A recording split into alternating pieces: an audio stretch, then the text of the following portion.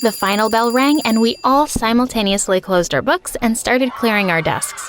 As raucous laughter echoed through the halls, our teacher was still talking, explaining about the paper he had assigned to us. No one was listening, though, except for Samantha, the smartest kid in our class. Also, my best friend.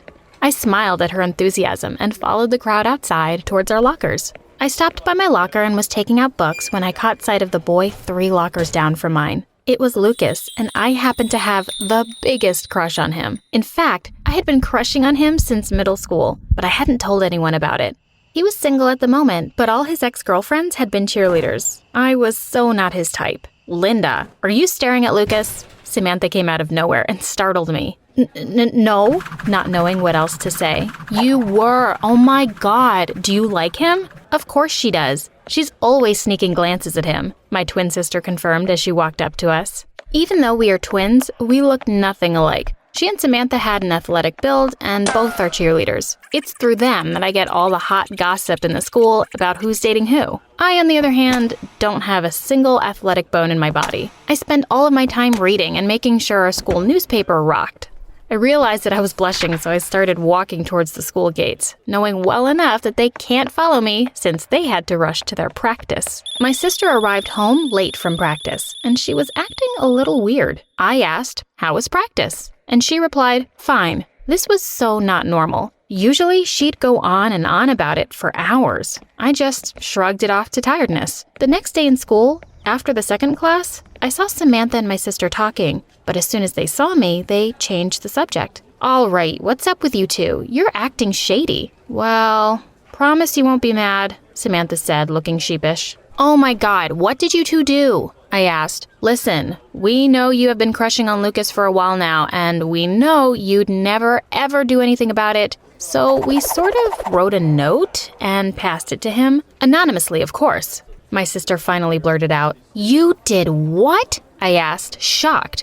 "What did you write in the note? Don't overreact, okay? We might have mentioned that you like him," my sister answered, waiting for my reaction. As if on cue, someone shouted Lucas's name, and we all turned around to see him standing at his locker and staring straight at me.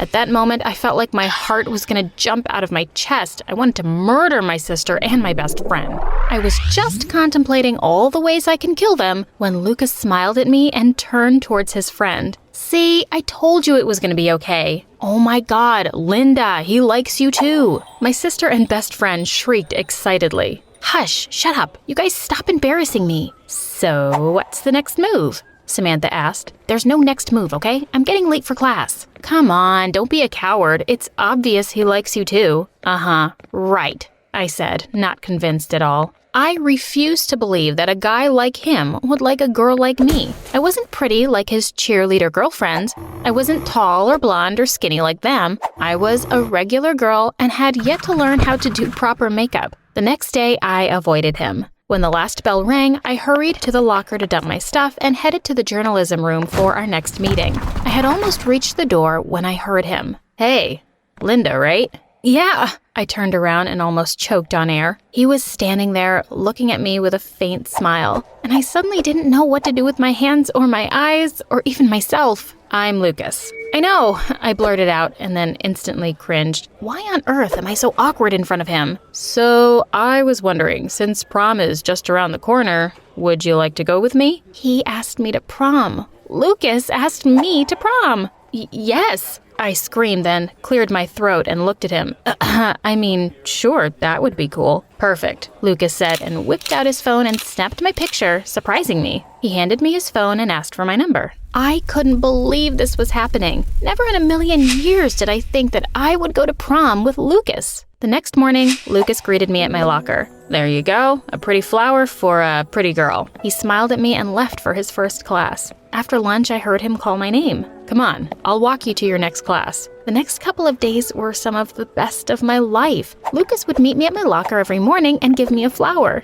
He would walk me to classes and even sit with me during lunch. He was the sweetest. The day it rained, I was left without a ride. I was waiting in the parking lot when Lucas honked on his car. "Come on, Linda, I'll give you a ride home." We ended up getting coffee together before he drove me home. Our friendship was growing each day, and the closer we got to prom, the more excited I got about it. However, no matter how good he was to me, I couldn't shake off this nagging doubt that he wasn't really interested in me. I was so not his type. But then, it could be my insecurities. My mom's always telling me to be proud of myself and to never undermine my skills and talents. She always said I was beautiful. Then again, she was my mom. She wasn't exactly unbiased. The days leading up to the prom were like a whirlwind. My sister Samantha went shopping for our dresses. We bought accessories for it and planned to get ready all together. It was exciting and exhilarating, and I was so looking forward to it. Even at school, all anyone would ever think about is prom. "We're all meeting up at my house and getting ready together," Samantha announced excitedly. "Okay," I agreed, just as excitedly. "Is that Lucas?" I asked when I saw Lucas entering the cafeteria with the head cheerleader, who was also his ex-girlfriend. Queen Bee of our school. No matter what she wore, she looked like a model. Lucas was laughing at something she said, and she too was smiling, pleased with herself. Samantha and I were still looking up at them when she caught us staring. She started walking our way, and Samantha suddenly stood up. "Hey, Linda, I just remembered that the school counselor asked me to visit her during lunch," Samantha said, suddenly standing up. Okay," I replied. I watched Samantha leave, and just as I turned around, I felt something slick and wet on the front of my top. I looked down in horror as the red spaghetti meatballs plastered itself on my clothes. "Whoops," the head cheerleader said, as she delicately set the tray back on the lunch table and walked away. "What on earth?" I said in shock. This is the first time Queen Bee even looked in my direction. Why on earth would she bully me like this? Trying to calm down, I stood up and went to the bathroom. Ugh, I had sauce all over me. A moment later, someone knocked on the door. I went outside to see it was our school principal. "Oh, my, Linda," she said, looking at my clothes. "Go ahead and take a shower. I'll write you a pass. Who did this?" I asked around, but no one would say. Excellent. The last thing I wanted was to be a tattletale. "It was an accident," I said, and slipped away quickly before she could interrogate me further. After I left the showers, I continued with the rest of my classes. However, I couldn't help noticing that something was weird. Everyone was staring at me in a strange way. I looked around and saw my sister. Just as I was starting to walk towards her, she looked at me, closed her locker, and walked away. I looked around for Samantha, but couldn't find her anywhere. She wouldn't even pick up her phone. On my way back home, I couldn't stop thinking about everyone's strange behavior today. What on earth happened that had everyone treating me so strangely? I couldn't even concentrate on editing the article one of the writers had submitted. Even though it was an interesting write-up about how none of us can ever hide from the world because of our digital footprints. With a huff, I closed my laptop and picked up my phone. How much of a digital footprint would I be leaving behind? I wondered out loud and Googled myself. I typed in my name and clicked images. The first few pictures were of other people named Linda around the world. Then there were a few of my own pictures from my social media accounts. Then there were some articles that I had written for the school. As I was scrolling down, one picture caught my attention, and when I looked closer, I gasped in surprise and shock. The picture was of me in the school's communal shower. It was of my back, but it was clearly me. I was posted on a site I didn't know about. "What is this?" I whispered, numb and shocked. I clicked the link and the site opened up. It was posted from an anonymous ID, so I couldn't tell who it was. I went down to read the comments, and I was horrified to read what each one of them had written. All of them were about my size and how ugly I looked. I hadn't realized I was crying until I saw tears on my cell phone. But then it got worse. There was a particularly harsh comment fat-shaming me, and when I saw who it was, I felt myself shaking. It was Lucas. Not only was he fat-shaming me, but he also wrote, "She's delusional to think she's going to prom with me." There was also a comment from the head cheerleader, Lucas's ex. She had tagged my twin sister and written, "Are you sure she's your sister? I think your mom brought the wrong child home." And my sister had replied, "I know, right?" I felt the floor giving out from under me. My own sister. I think, out of all the comments, this one hurt the most. I noticed something. Most of the comments were from students either in the school's football team or the cheerleading squad. This means Samantha knows of this too, and she didn't tell me, and she didn't stop them either. I had my insecurities, sure, but I had never thought of myself as ugly. However, to see so many people not only post a picture of me in such a vulnerable state, but also to state that I was ugly convinced me somehow that I must indeed be hideous. How am I ever going to face them again? How am I ever going to leave this house? Suddenly, my room felt too bright, too exposed. I ran out of my room and climbed down the basement. At first, I didn't cry. I was too much in shock and denial for that. Then came the waterworks. I don't think I ever cried this much in my entire life. I am not hungry, I yelled every time my mom brought me food. I don't want to talk. I cried whenever someone would try to ask me what was wrong. I hate you, I shouted when my sister tried to enter the basement. And then Samantha visited me. I'm sorry, Linda. Please hear me out.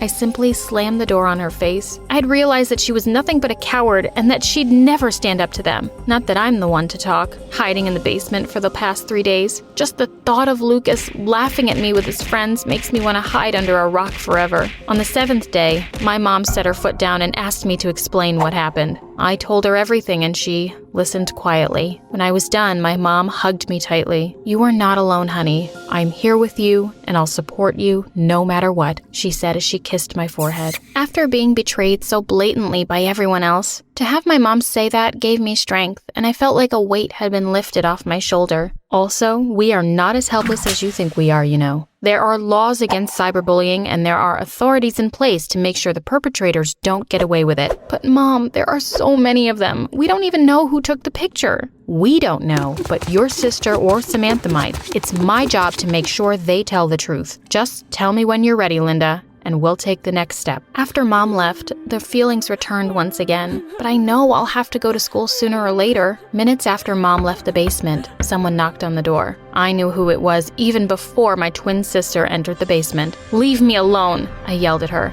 Linda, please hear me out, my sister cried. Her eyes were red from crying. So say what you want to say and get out. There's nothing you can say that will make me forgive you. I know, Linda, I made a huge mistake. I was a coward and I couldn't go against her. She would have kicked me out of the team. But now I know that it shouldn't have mattered. Even though I was curious to know who was really involved in this disgusting act, I was angry at my sister, so I didn't reply. I know you deserve all your anger, but Linda, I can help you bring those bullies down. You cannot hide in here forever. Really? All of a sudden you've grown a spine and you have the audacity to judge me? It's not your picture in the shower that everyone in the school is making fun of, I screamed. If we report them, no one would be laughing. Yeah, right. Like I have any proof of who did that, I snapped at her. Well, you might not, but we have. Samantha and I couldn't stop our captain from posting your picture, but we did record her when she was planning it. She lifted her cell phone and the recording started playing. I looked at my sister in surprise and she smiled.